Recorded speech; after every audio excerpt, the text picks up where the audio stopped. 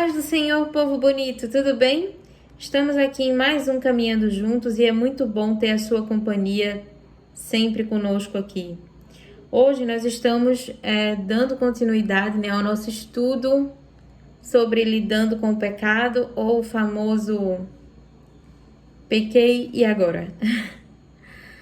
Como que a gente vai lidar com isso? A gente viu até aqui que a gente tem algumas maneiras de lidar com o pecado depois que ele acontece, né? A gente viu no comecinho a história de Caim, e ele exemplifica bem aquele pessoal que não tá nem aí para nada, vive como se Deus não existisse, sofre a condenação e a única coisa que não quer é perder a vida cômoda que tem e colhe as consequências disso.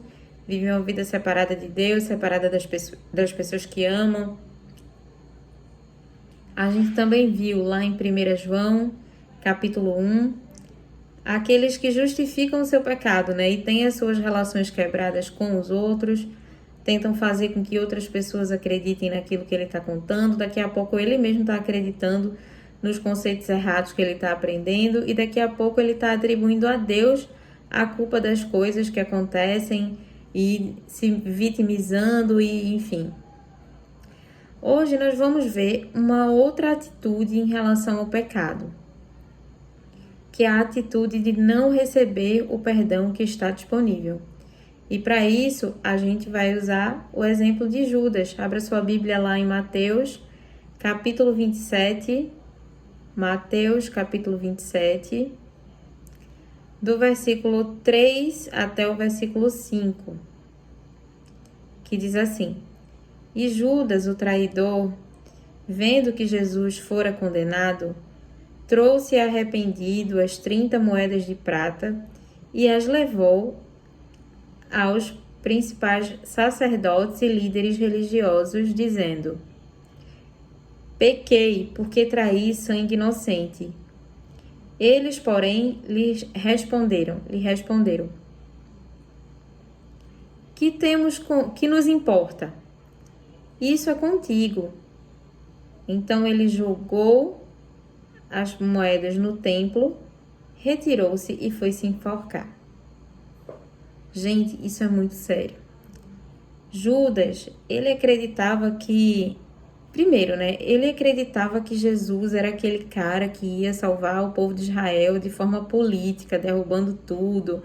Acho que ele se realizou assim quando Jesus teve aquela atitude de derrubar as mercadorias, daqueles que tornavam a casa de Deus como covil de ladrões e tal, e dos cambistas, Eu acho que ele disse assim: cara, era esse Jesus que eu queria.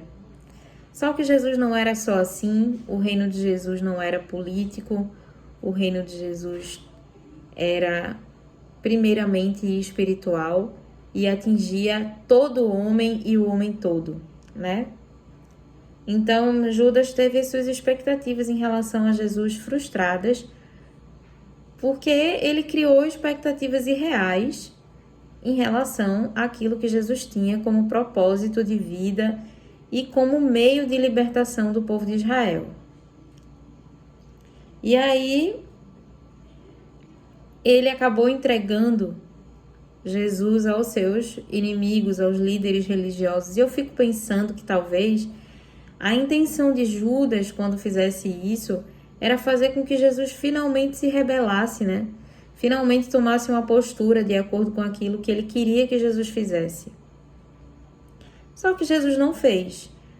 A Bíblia diz que ele foi crucificado e ele foi como ovelha muda para o matadouro. Ele foi condenado, ele tinha que ser condenado para salvar você e a mim.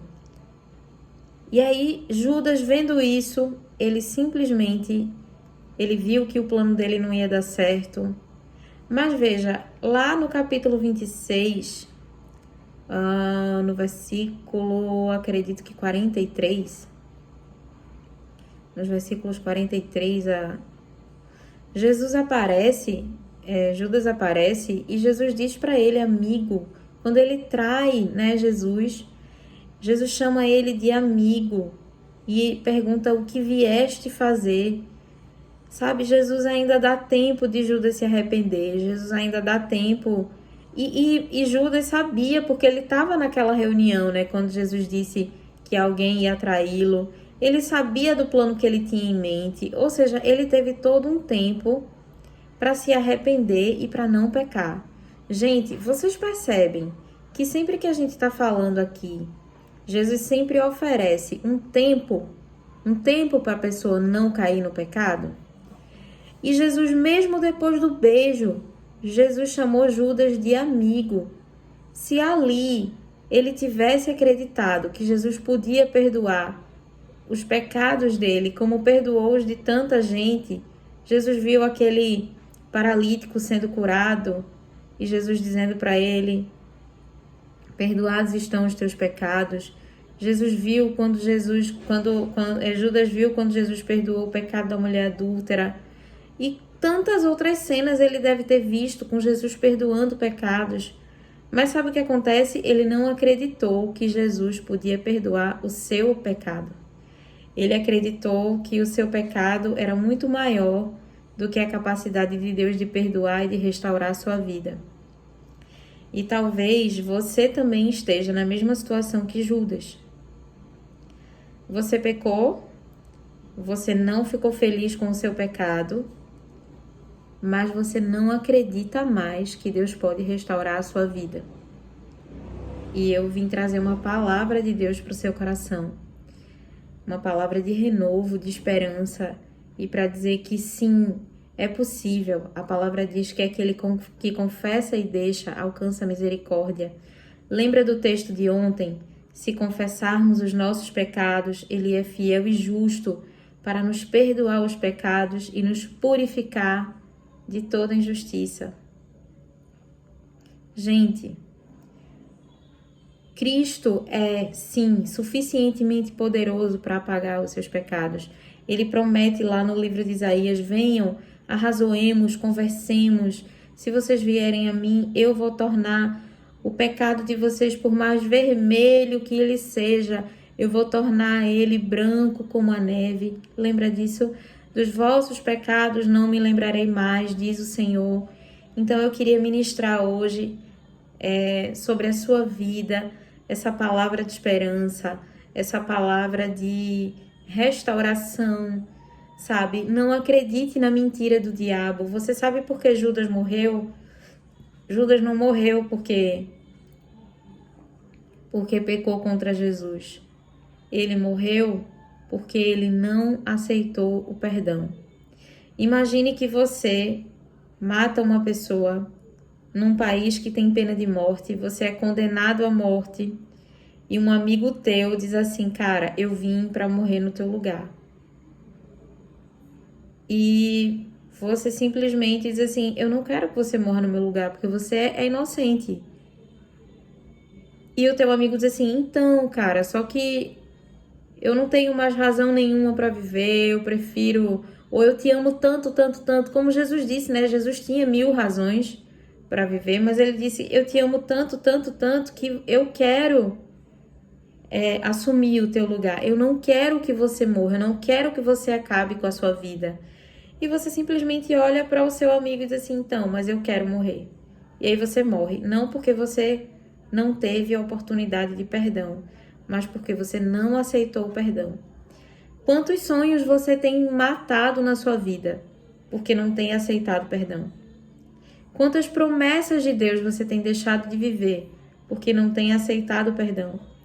Porque tem se sentido indigno diante de Deus? Hoje o Espírito Santo me trouxe aqui para te dizer que existe perdão para você. É só você querer. E se você quiser, eu quero orar agora com você. Pai, nós estamos aqui na Tua presença. Queremos te agradecer por essa oportunidade, por esse tempinho juntos. Pai, nós queremos te agradecer porque a Bíblia diz que o Senhor se fez maldição por nós. Romanos vai dizer: foi o justo pelos injustos, para que hoje a gente pudesse ter a nossa relação com Deus restaurada. E Deus, nós queremos, em nome de Jesus, declarar que nós recebemos o teu perdão. Pai, todo espírito de acusação que Satanás tem colocado sobre a vida dessa pessoa agora, em nome de Jesus eu repreendo.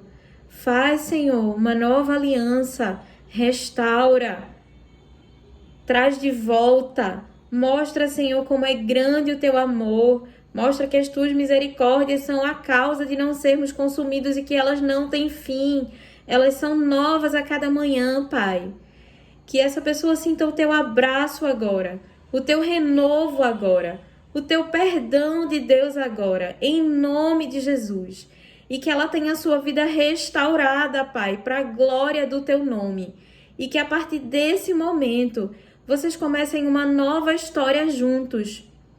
Em nome de Jesus, e que dê fruto, e que o fruto permaneça para a glória do teu nome. É o que nós oramos. E nós te agradecemos em nome de Jesus. Amém. Esse foi mais um Caminhando Juntos. E, gente, se essa palavra tocou o seu coração e você refez a sua comunhão com Deus, não deixe mais Satanás te acusar. Amém? Erga a sua cabeça, fica de cabeça erguida, porque o único que podia te cobrar alguma coisa pagou a sua dívida. Viu? Amo você em Cristo. Deixe seu like, seus comentários. Que Deus te abençoe poderosamente e até o próximo Caminhando Juntos.